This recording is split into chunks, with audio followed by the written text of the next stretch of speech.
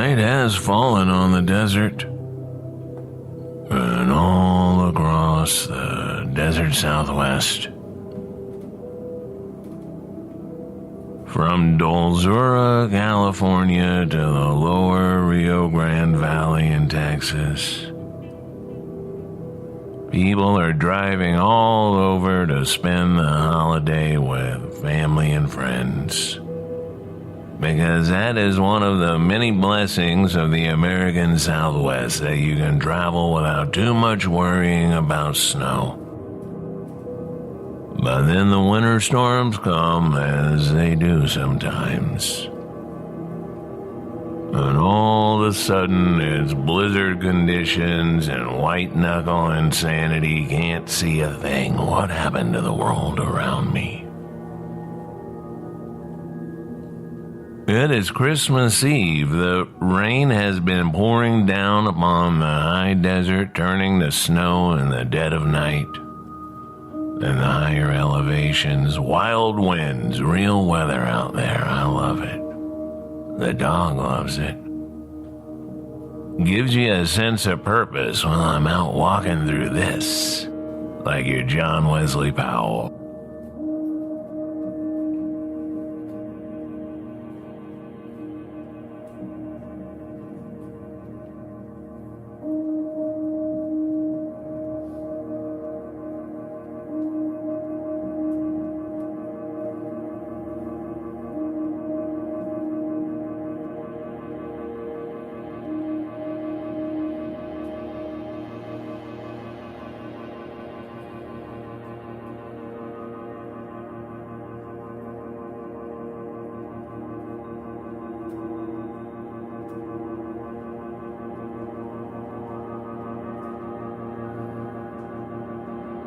Back home in God's country again, where the weird things are. Out here where maybe I will again need to get in the habit of not seeing another soul for days or weeks or months at a time. Strange times. The radio station in Joshua Tree is running Christmas music tonight instead of Desert Oracle because it's Christmas Eve, and I guess I'd spoil it, so I thought I'd put out this podcast. Get a chance to say thank you all for listening to the radio program and podcast over these past several years. It was good to meet a lot of you in person at these radio shows on the road. This episode was recorded live at the Philosophical Research Society in Los Angeles, California, just last Friday. A real treat for me for many reasons, especially because RedBlueBlackSilver was there live and in the flesh. I hope you enjoy your holidays.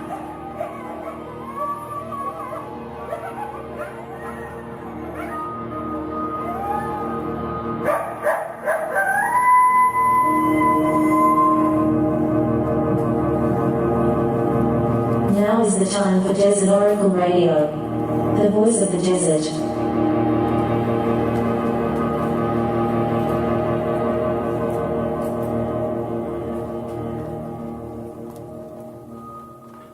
Night has fallen on the desert.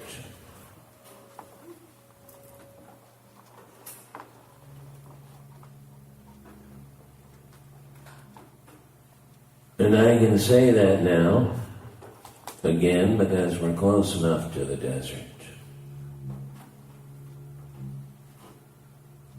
And if you've ever planted anything in your garden, your yard around here, and you've got some know-it-all neighbor,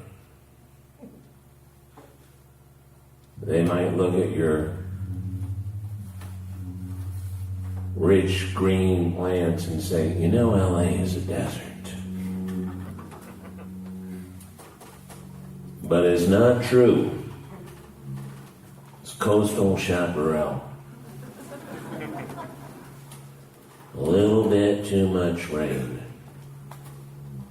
And every now and then, every couple of years, if we're lucky, it gets just like this. With snow on the mountains, the air is crisp and clean,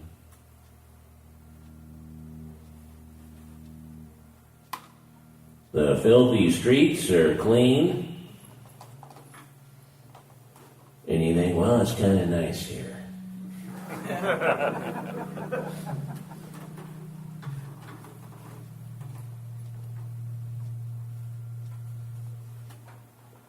Welcome to the live Desert Oracle radio show at the Philosophical Research Library.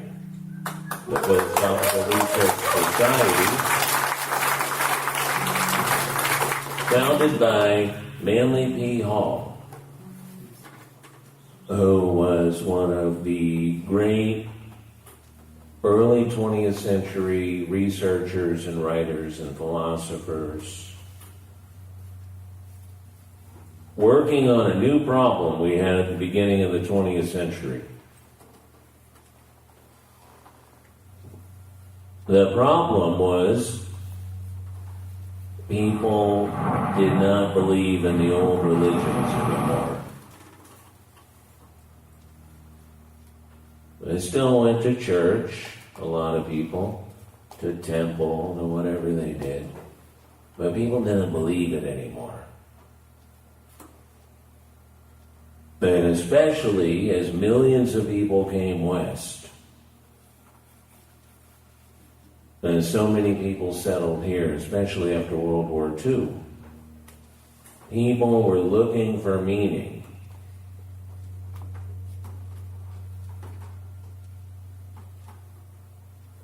And so people started looking back at the old philosophers, at Eastern mysticism, and Native American religion,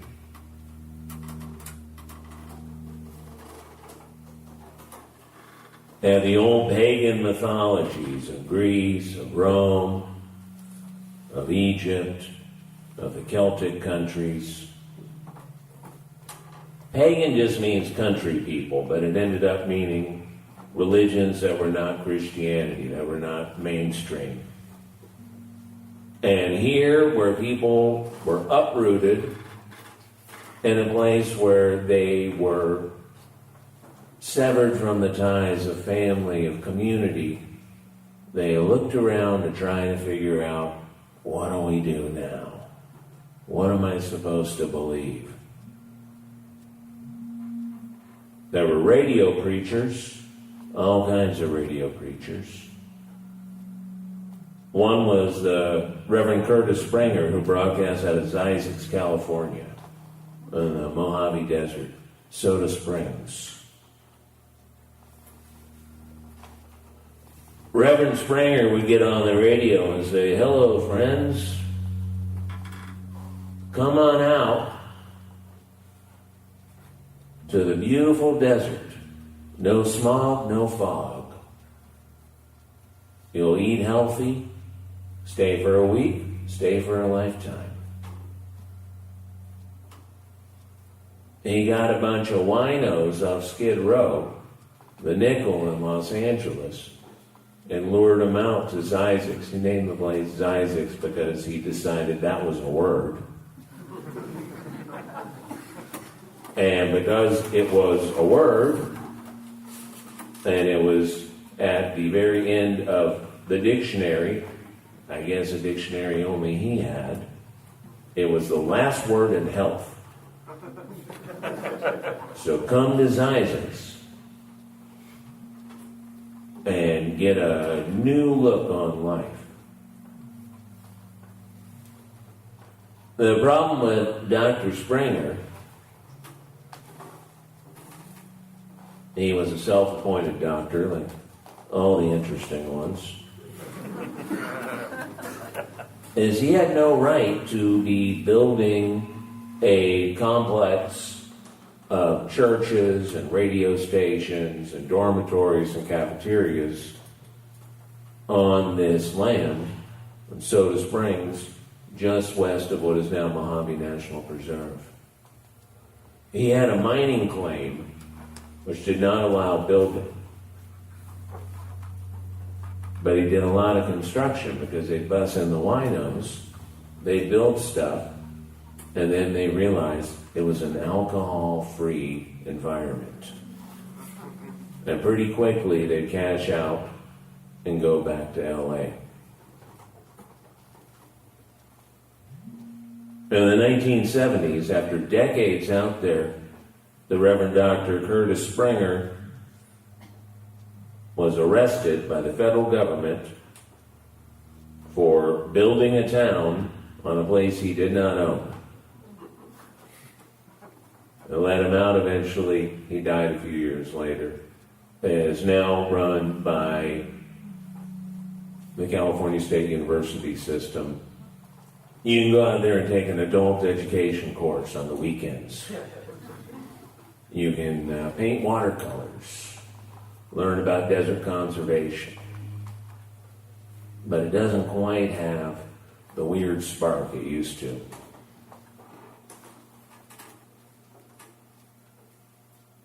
Another mystical philosopher who wound up out here was Aldous Huxley, probably best remembered for writing Brave New World. Brave New World was a far-fetched science fiction story where everybody was on some kind of mood pills. Thankfully, that never happened. He started going blind when he was quite young. He went to Oxford. And then he moved out here, like so many writers, to make some money writing movie scripts. In fact, Disney hired him, Walt Disney, to adapt Alice's Adventures in Wonderland for the screen. And whatever he turned in, I guess it was even too weird for that, because that was not the script that they used. He moved out to the desert, the Mojave, not the more popular Mojave of today, Joshua Tree, 29 Palms, Pioneer Town. He moved up to the area that today is between Victorville and Palmdale. And he settled there on some acreage not far from the old Llano communist commune from early in the last century, the ruins of which are still there. And he engaged in many experiments. One was to take all kinds of psychedelics.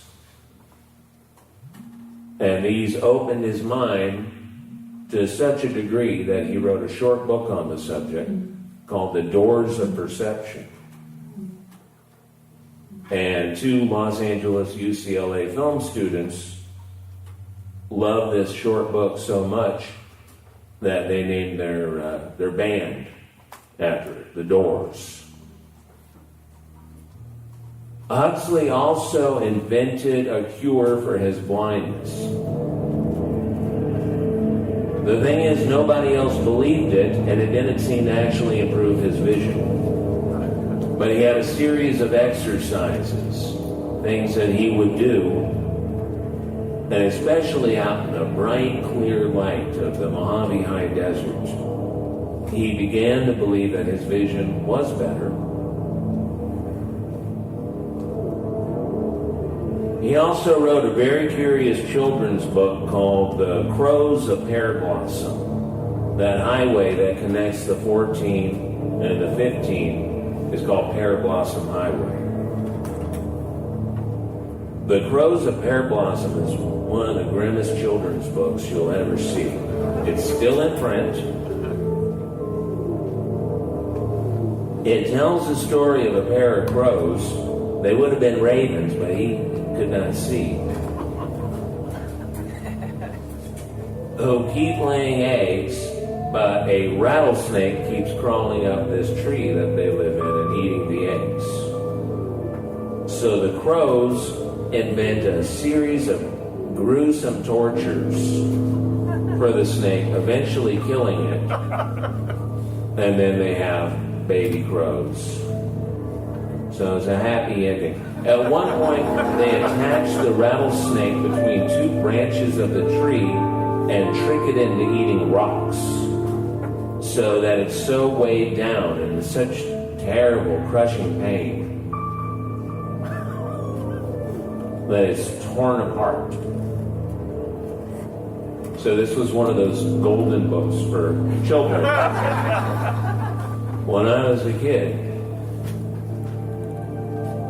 it was written for his niece, it's dedicated to his niece, and I believe to this day, although she'd be quite elderly at this point, she lives in Yucca Valley, just outside of Joshua Tree National Park, where she has lived for most of her life. And some years ago, I was directed to a post she put on Facebook where she wrote about how much she loved her Uncle Aldous and how much it meant to her through all these years that he had dedicated this book about killing a snake to her. It was an effort that he was making to create a new mythology for the West. For the millions who had come here from other places and were unmoored, who had been dug up, usually of their own accord, but also by World War II, the aerospace industry, and for people like him, Hollywood, which lured people here because you could make a living writing things even if they never got produced.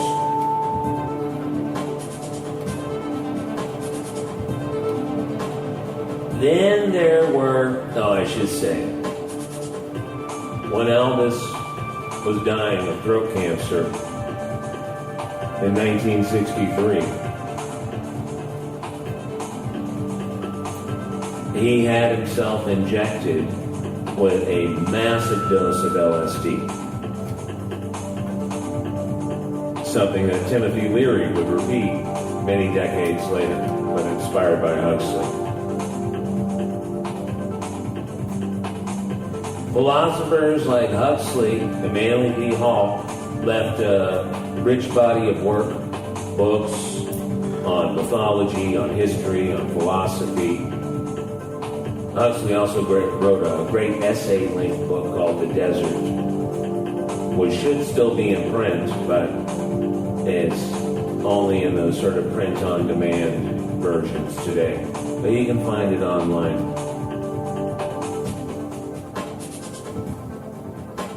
After 1947, when a private pilot in Washington State named Kenneth Arnold had a remarkable sighting of 9 objects, boomerang-shaped, that seemed to be skipping across the sky at high altitude over Mount Rainier in Washington. Suddenly, all the people who used to be into the occult just sort of switched over into UFOs. It happened almost overnight. It really was truly remarkable. I'll give you an example. An ancestor of mine named Meade Lane, same weird spelling, established the Borderland Science Research Institute in San Diego, California, where he proposed the first ultra-dimensional or interdimensional theory to explain what UFOs are. That they weren't nuts and bolts aircraft.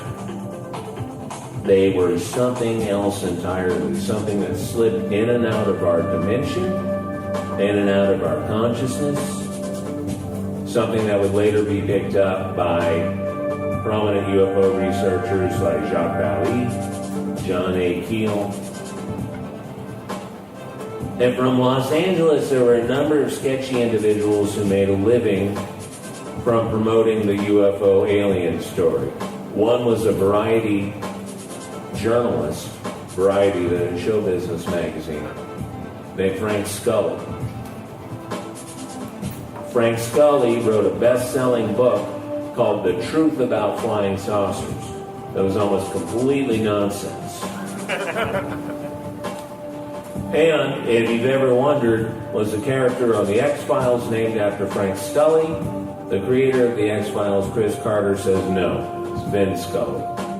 that had nothing to do with this prominent UFO writer. Frank Scully especially promoted the experiences of a guy named George Adamski, who had fantastic stories about meeting aliens in the desert after sort of conjuring up flying saucers that would come down and land near Desert Center on the 10 southeastern corner of what is now Joshua Tree National Park.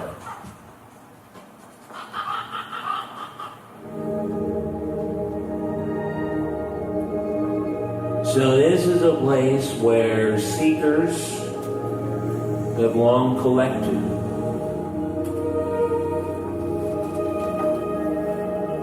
Some have left a rich legacy. Some have left a legacy a little more questionable. But there were lots of them, and they also intermingled with science fiction writers of the time, often at Clifton's Cafeteria in downtown LA, where science fiction writers, including Bradbury, would meet weekly, go to the cafeteria, get some meatloaf, jello, whatever, coffee, and sit in that weird cafeteria with jungle scenes and such, and talk about strange new ideas for fiction. We are still living in that culture, even though that was 70, 80 years ago now. Thank you all for coming tonight. Let's welcome the musical director of Desert Oracle Radio, Red, Blue, Black, Silver.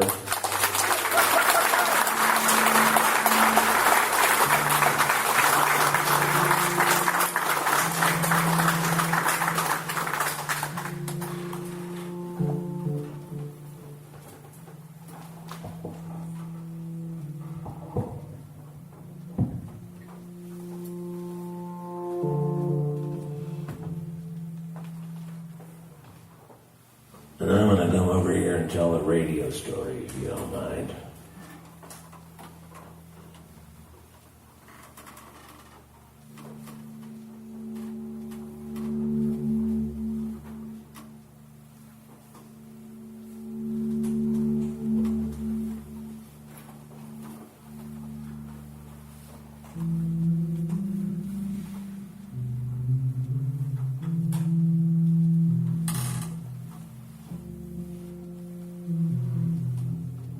I think this will be good for tonight.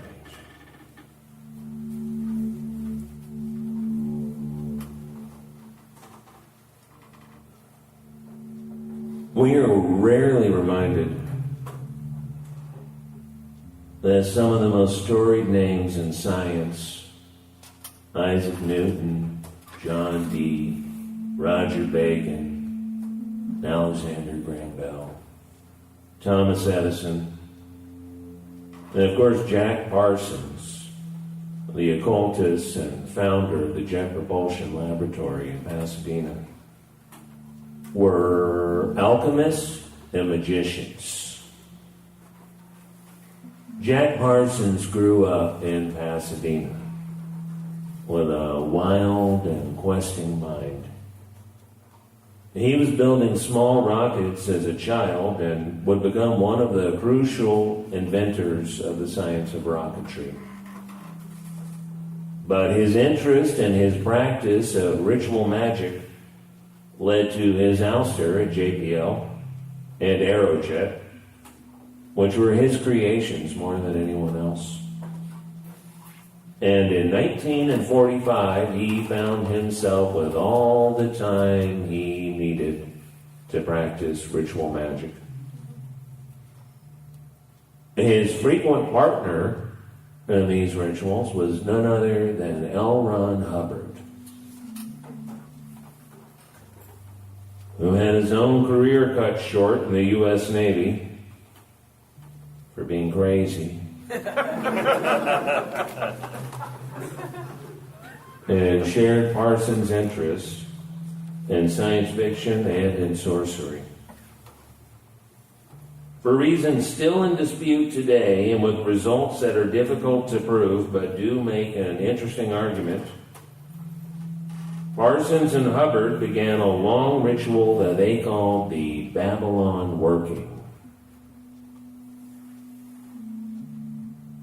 It is beyond the scope of a family radio program such as this to go into great detail about exactly what those rituals entailed. But the important part of this is that the crucial ritual took place in the Mojave Desert and was completed on January 18, 1946. A completion that would be verified by the appearance of the entity Parsons and Hubbard called the Scarlet Woman. When they returned to Pasadena, she was there waiting. In the form of the artist and muse, Marjorie Cameron. I returned home, Parsons later wrote, and found a young woman answering the requirements, and she was waiting for me. The main requirement was that she'd have red hair. She enjoyed the bohemian scene at Parsons' Pasadena Lodge, an old mansion on Orange Grove Avenue. But she was not originally aware that she had apparently been summoned by ritual magic in the desert. Only when she reported her sighting of a luminous disk, possibly the first sighting of the modern UFO era, a good year before Kenneth Arnold's sighting, did Parsons and Hubbard let her in on the secret. They had opened a hole in the sky, a hole in space and time, and something, or many things, had come through it. Jack Parsons died in 1952, allegedly from an accidental explosion in his home laboratory. By the end, he had been betrayed and abandoned by both his rocketry peers and by his magical lodge. L. Ron Hubbard found success as a science fiction writer and eventually as a prophet with his own fairly successful religion. And Marjorie Cameron lived a long life as an artist and underground star of the occult scene in Los Angeles. Instead of building spaceships, by the end of his life, Jack Parsons, an expert chemist and inspired alchemist, was making explosives for low-budget Hollywood movies in his garage. But NASA and JPL and human spaceflight and even the Cassini mission to Saturn do not exist on our timeline without the rocketry genius of Marvel Whiteside Parsons. The pioneer we remember today is Jack Parsons. Speaking of Marvel, his given name, if you look at his photographs today, especially a famous shot taken in 1941, the dashing, goateed rocketry and chemistry pioneer may well remind you of the Marvel Comics character Tony Stark. The broken-hearted businessman, chemist, and rocketry pioneer who becomes the Iron Man is drawn by the legendary Jack Kirby, who had his own direct connection to the great old gods of space and time. And Jack Parsons will surely bring to mind the Tony Stark as portrayed by the actor Robert Downey Jr. Those scenes, by the way, from the first Robert Downey Jr. Iron Man movie, 2008, were filmed in the Alabama hills, just off the 395 in the eastern Sierra Desert. The setting for hundreds of movies and television shows about cowboys and superheroes and space monsters. One of the eeriest places that you can visit today is a place called Rocket Site Road, which crosses the old 20-mule team road south of Boron at the far end of Edwards Air Force Base, just west of Kramer Junction on the 395. There is a jagged and burnt mountain there, clearly visible from the public roadway, and is studded with the metal hulks of old rocket engines tested by NASA and JPL and the military. All of them bolted to the rock, so they wouldn't hurl themselves across the sky. There was a mysterious explosion at the Rocket Site Laboratory on September 7, 1990. A mushroom cloud rose over the lab as lines of ambulances raced down Rocket Site Road. People who live along Highway 58 there were not told that the toxic cloud was hydrogen chloride from a multi-rocket and missile explosion. The poison clouds slowly dispersed over the western Mojave.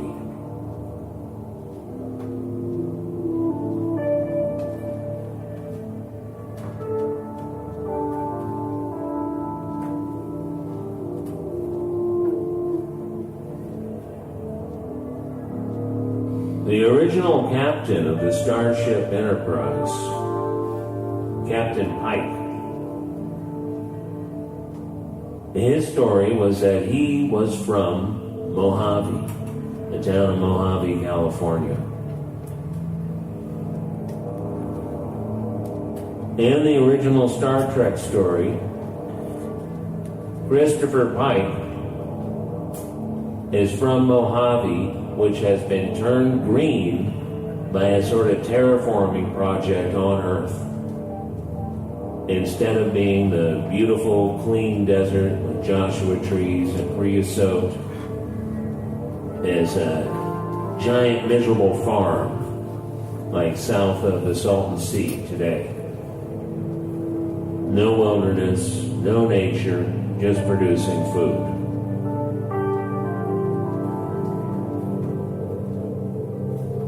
Sometimes science fiction is visionary, and sometimes it's just repeating tropes from our past. I want to alert you all to something. And draw your attention to the right side of the stage, where there's an old telephone. Now, when that phone starts ringing, it will not stop until a couple of you all come up and share a tale with Desert Oracle Radio. We only need a minute or three. You don't have to use your real name. No salesman will know. But if you've always thought, oh, if I ever happen to be at a Desert Oracle live show, I got something I'd like to tell my friends and family and relatives, but I'm a little worried what they'll think about it.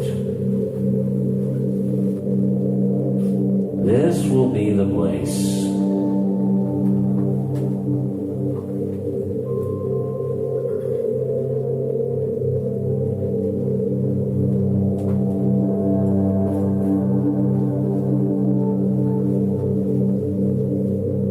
Probably the UFO contactee that we remember most today, especially those of us who love the western Mojave around Joshua Tree,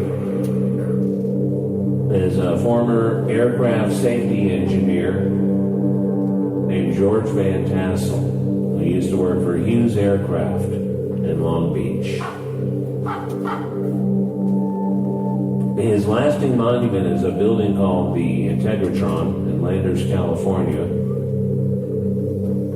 which, while today you can go in there and hear somebody, I'm not sure what the hell they do. They rub these glass bowls and it makes sort of a sound. But to George Van Tassel, this was supposed to be a longevity machine that could potentially let humans live forever. That would be the phone. Now, I'm kind of mostly blinded up here in these lights like Aldous Huxley, so if you want to come on up, just come on up. Rob, can you see anybody over there?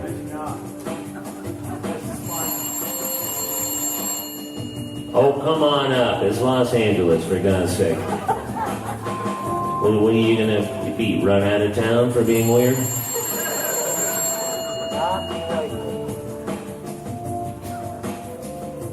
Oh, a great shyness has happened. There, I see somebody right there. Welcome to Desert Oracle Radio.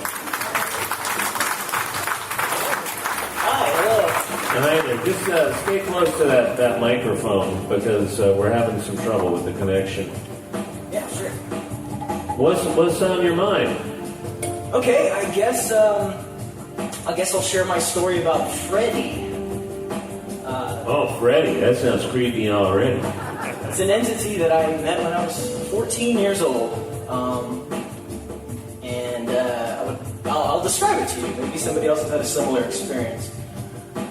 It would drop coins, like pennies and quarters, from the ceiling. Like a ceiling just like this. They would sort of materialize out of nowhere. In your house? No, this was at an office that belonged to my dad's friend at the time.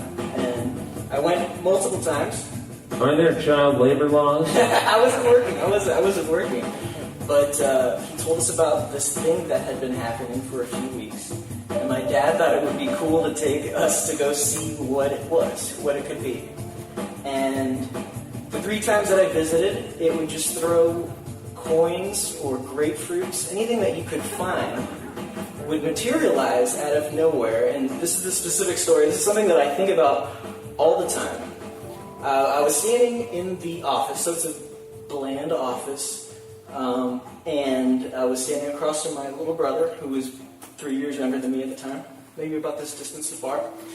And a rubber band ball, like an office rubber band ball, materialized in the center of the room as if it was coming from behind an invisible curtain. So you could almost see half of it, and then you saw the whole thing. It bounced across the room and went to my little brother. And I'm not sure what that was or what I saw, but I'm convinced whatever it was able to sort of hide between whatever curtain we can see and whatever we can't see. And it's honestly something I've thought about. I'm 35 now, and it's something I've never forgotten in 20 years, seeing that ball come out of thin air. Have you looked into this sort of experience since you've I have. grown up? Yes. Have you found some parallels? Parallels, people talk about poltergeists, which I didn't get the impression that this was a mean entity. It seemed really interested in the fact that we were kids, and it wanted to play. That's the vibe I got. It wasn't as nice with other people in the office. You were 14. Your brother was how old at this time? He was 12 or 11. This is a classic time when these sorts of manifestations come up in family life. A lot of the German researchers in the early 20th century found that poltergeist cases, and poltergeists were not always malevolent, scary things. Sometimes interesting things just happened. And they found that there were almost always adolescents involved. And the theory, which is tough to prove because we have no idea what the mechanism is that something about the hormonal changes between childhood and adulthood attract this sort of spiritual energy and can actually... Did you hang on to any of the stuff that... Here's the thing, you couldn't. If you put it in your pocket, it would go away. Yeah. But it could request things too. We were playing around with it, and we said a $2 bill. It was almost as if it had a bank or like a bag of just everything you could imagine that would be in the area. And it would pick up, it wouldn't bring them out of nowhere, it would find things that were there and keep it and hold it, and it would throw it to you, it would roll under a desk, or you could pick it up, put it in your pocket, and then you wouldn't be able to find it again. Could you see where it was coming from, or did it just sort of come into your field of vision? It was always a little bit right above your eye line, like this. Just out of sight? Just above your eye line, yes. The only time I ever saw something appear was the ball, where it came out of nowhere. But most of the time it was too high up on the ceiling, and it would almost be like it was throwing it down from the ceiling. And coins would ricochet around, and it would make a lot of noise. You consider it a positive experience? I considered it a positive experience because I'd had nothing bad happen, but I could imagine if it wasn't as nice. There was another person in the office who would open up a door, like drawers to the desk, and a lock would fly out and hit him in the face. Wow. So it wasn't as nice to him, but it was nice to us. That is fantastic. Have you ever gone back to the site where it happened? I haven't, no. Can you tell us where it happened? It happened in Tampa, Florida. Uh-huh. The man who owned the office died of cancer about a year after all this started happening. So it's probably a CVS or something now. Yeah, the building is probably torn down. But I was worried that whatever it was going to follow me home. Yeah. I was afraid of that. And none of that happened. Then we still have like videotape recordings of things, of seeing some of the stuff happen. But like the camera would shut off without classic stuff. The energy is being sucked out. But yeah. That is fantastic. Thank you so much for calling in. That's one of the best ones I've heard. All right, somebody else come up here. I just want to say real quick, I lived in Bear Blossom, and I'm just so happy to hear you talk about it. You lived in Bear Blossom? Yeah, I moved out to, after, I moved in LA, and then after it was not my favorite place, I moved out to the desert, and I lived in the house owned by George Lazenby. He was one of James Bond's. He owns 500 acres out there, yeah. And it's right next to the monastery near... the Catholic monastery. Beautiful monastery. You can go out and stay there for a weekend. Yes. It's like a huge green piece of grass. And it's a really special place. And I'm really happy you got to talk about that. Oh, fantastic. That's a beautiful place. It's underappreciated right now, and I hope that more people will start going out there and realize there's a lot more to the Western Mojave. Yes, Devil's Punch Bowl Community Park. Visit it. It's a really cool place, and it's in that area. All right, cool. Thanks so much. Well, let's see. You start. Come on up.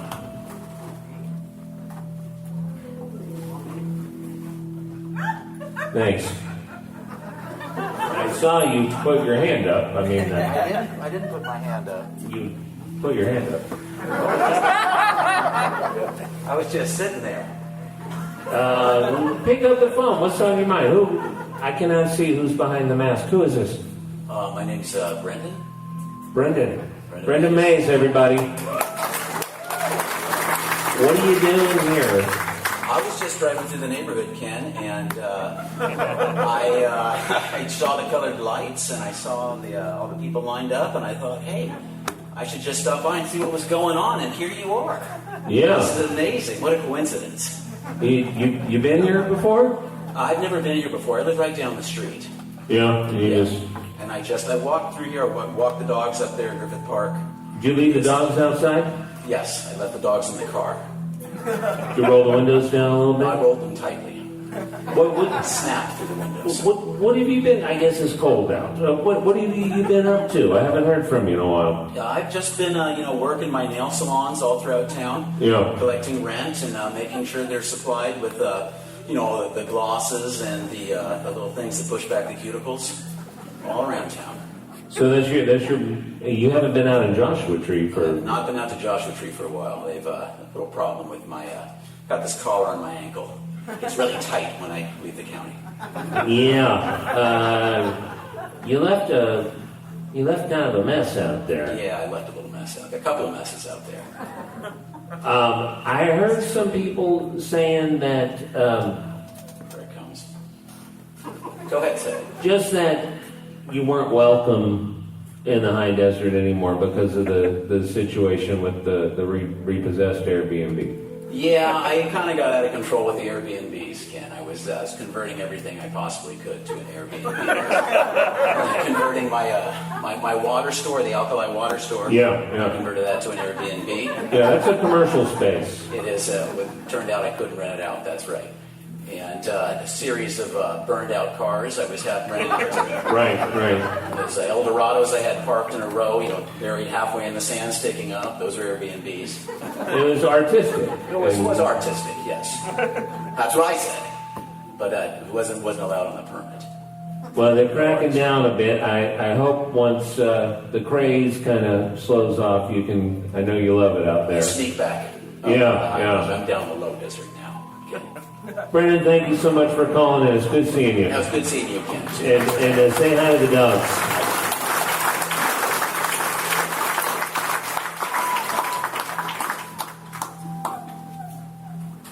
He did raise his hand.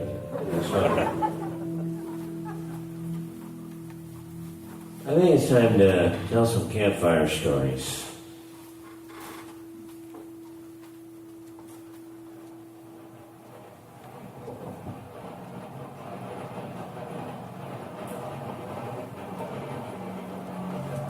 Of course, since the pandemic, we're not supposed to have open fires inside anymore. But we've kind of rigged something up here.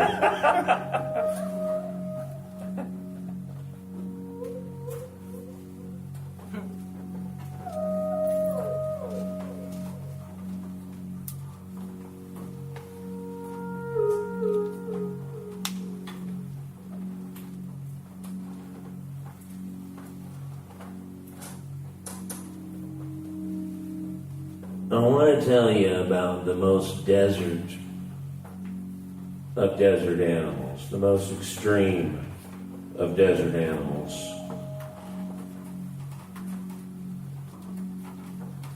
Now, a lot of people, when they think about desert animals that are a little weird, a little strange, maybe a little dangerous, they think of rattlesnakes, black widow spiders, scorpions, 6-inch centipedes at the bottom of your sleeping bag.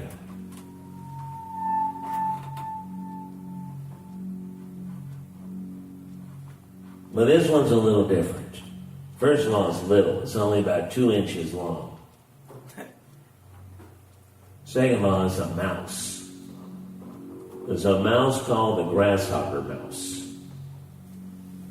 The desert grasshopper mouse has some real weird habits. Primarily dietary, because its main food consists of scorpions and centipedes. And when it catches and eats a scorpion, it starts with the stinger. It pulls off the stinger with its mean little hands. And it sticks it in his little mouse mouth and chews it. And something kind of magic happens, kind of like, at Mass with the wine and the blood and stuff. The venom of the scorpion gets the grasshopper mouse hot. And is sort of transmutated into a painkiller that then allows it to eat the rest of the scorpion and have no ill effects. Now, if you've ever stepped on even just a common desert scorpion, not the real nasty ones like the bark scorpions, it hurts. It feels like somebody hit you with the claw end of a hammer. And it throbs, and you can't walk on it. This doesn't affect the grasshopper mouse. Same with centipedes. Centipedes have a milder venom that they sort of chew in.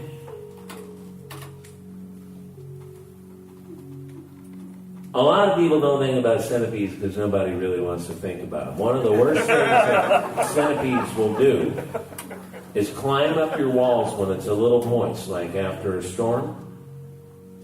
And they like to get somewhere dark and quiet where they'll never be noticed. So one of the places they like to nest is behind picture frames. So next time you're in one of those $300 a night vacation rentals in Joshua Tree, just sort of gently lift up that picture frame and you might find a nice nest of them. And it's going to be bad art anyway, so just throw it out on the fire. No loss. A lot of those vacation rental owners will buy those paintings, 20, 30 at a time from whatever local artist. And it's great. I support the arts, as we all should. But you'll see that same variation in all these different Airbnbs in Wonder Valley and 29 Palms and Joshua Tree and Pioneer Town. Once the grasshopper mouse completes the kill and completes the meal, it throws back his head and opens its mouth as wide as it'll go, and it howls like a wolf. This is no exaggeration. Really, the only difference between a wolf howl, not a coyote yelp, is a wolf howl, is that coming from the grasshopper mouse, it's much more higher pitched. But it's got that same up and down, that long, lingering, spooky fade out. On a quiet night, when the wind's not howling, especially in the springtime and early summer, go outside of wherever you are in the desert, outside your tent, outside your campsite, outside your little cabin, and just sit and listen. And you'll hear them. And when you hear them, they're very close. Often they're just hanging around the perimeter of the porch light, because that's where the scorpions are coming in. There are grasshopper mice in the Midwest and the Intermountain West, but the desert grasshopper mouse is the one whose diet consists almost entirely of venomous scorpions, venomous centipedes. So they deserve our respect. A little earlier, we were talking about the numbers of interesting new religions and philosophies that came out of Los Angeles during the unsettled early and mid-20th century. And along with those, there were a number of cults. Cults differ from philosophies or religions in that they demand everything from you. They want your time, they want your energy, they want you to cut off family and friends who aren't into it. One of these cults that developed out of the breakdown of Jack Parsons' old OTO lodge in Pasadena became known as the Solar Lodge. It was funded primarily from a New Age bookstore called Eye of Horus just across the street from USC. And being in the years following Aleister Crowley's death, Crowley was head of the OTO globally for a while. He had endorsed Jack Parsons having a lodge in Pasadena for Southern California, but he did not like L. Ron Hubbard. Once Crowley passed on and Parsons exploded, there really wasn't an OTO for a while, although there were people who were interested in it. This new version rose up, and from the proceeds of bookstores and donations, moved out to the boundary between the Colorado Desert and the Mojave Desert along the Colorado River, a little tiny town called Vidal. No one really lives there, so it's tough to figure out what the old pronunciation was, Vidal. What it's mostly known for was the one place where the famous cowboy Wyatt Earp owned a home. He and his wife had a small home there, while he was usually out in Los Angeles trying to get work in the new cowboy movies.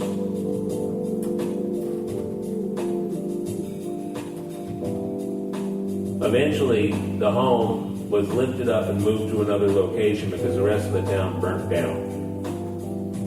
So it had some bad luck.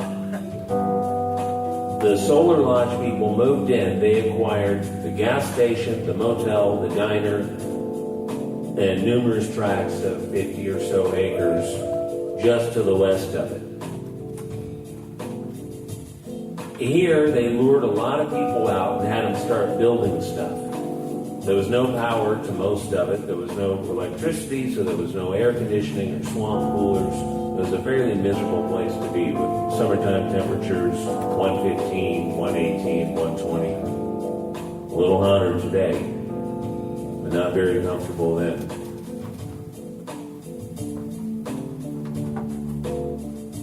A number of the members of the Solar Lodge had children with other members, sort of loose communal sort of family situations.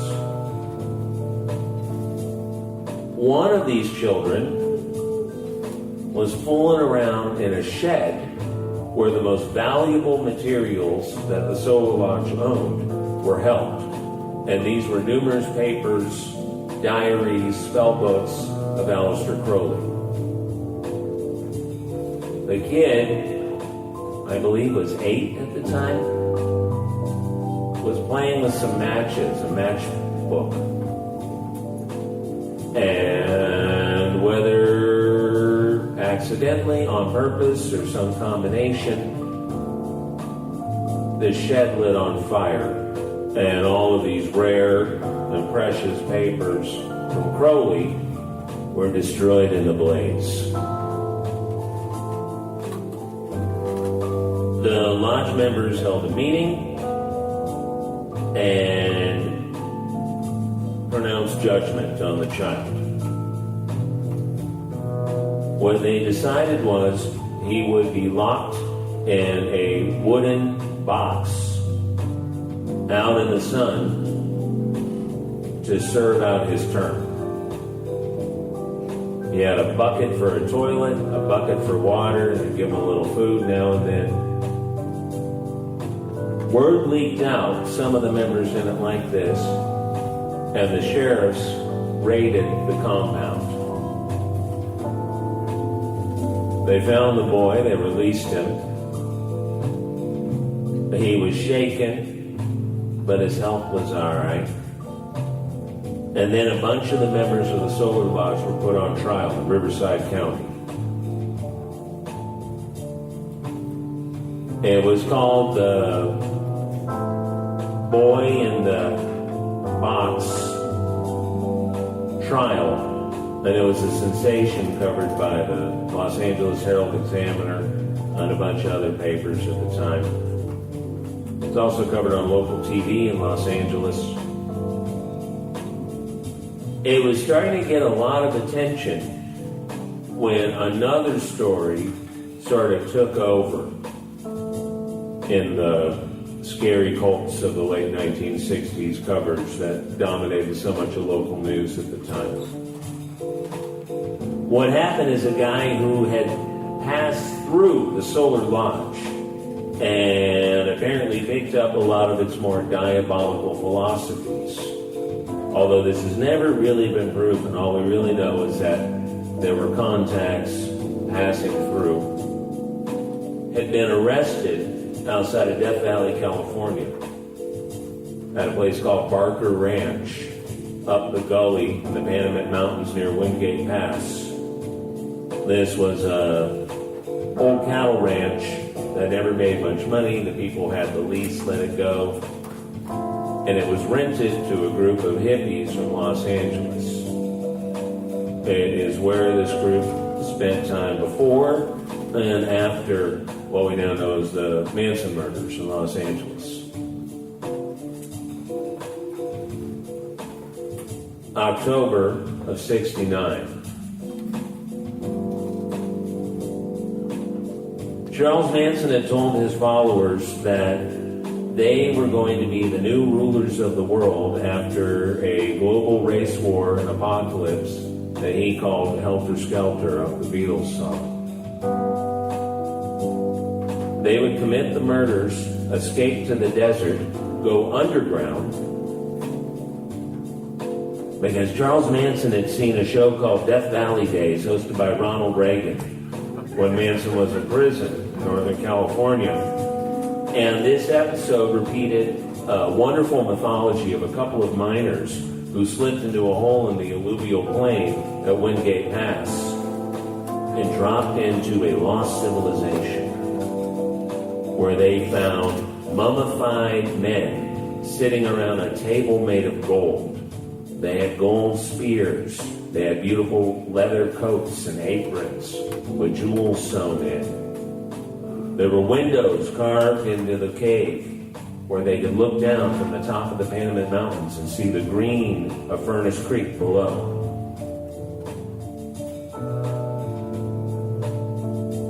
They came out of the hole and immediately came to Los Angeles to try to find some people to fund a larger expedition. They didn't really get any takers the first time, so they contacted the Smithsonian in Washington. Said they would sell them their find for $5 million. This was in the 1930s. The Smithsonian declined. They then went to the Southwest Museum,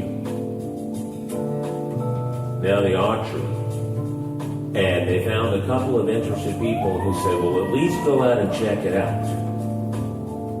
So they went out, but what happened in the meantime, according to the miners, there had been a huge winter storm. It had changed the country all around. They could not find where they dropped through.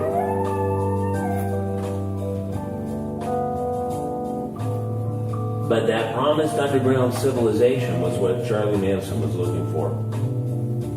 And he told his family that once they got down there would be magical trees that would have different fruit for each month of the year, and that would feed them completely. And they'd wait it out, and once the global war had finished, they would come out and rule over the survivors.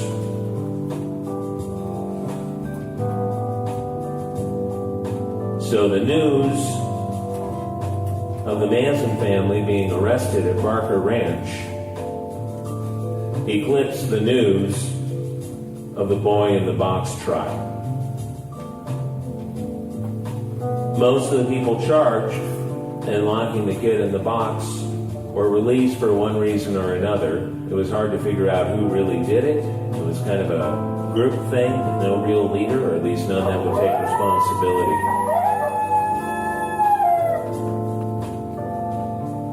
The way the Manson family was caught in the Panamints is that family members stole some dune buggies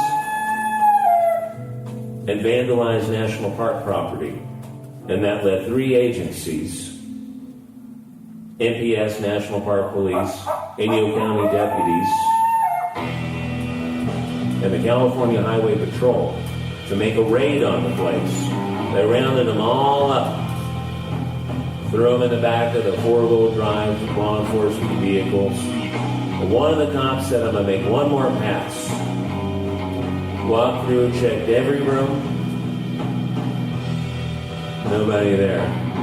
Checked the bathroom. Checked the tub. Nobody there. There was a little sink with a little vanity. One of those little half sinks. And he figured, what the hell? Open up the cabinet and folded up like a puppet behind the drain trap was Charles Manson. Pulled him out, put the cuffs on him. They took him in, put him in jail in Inyo, Independence. The little jail underneath the courthouse is still there. They had no idea who these guys were, guys and gals.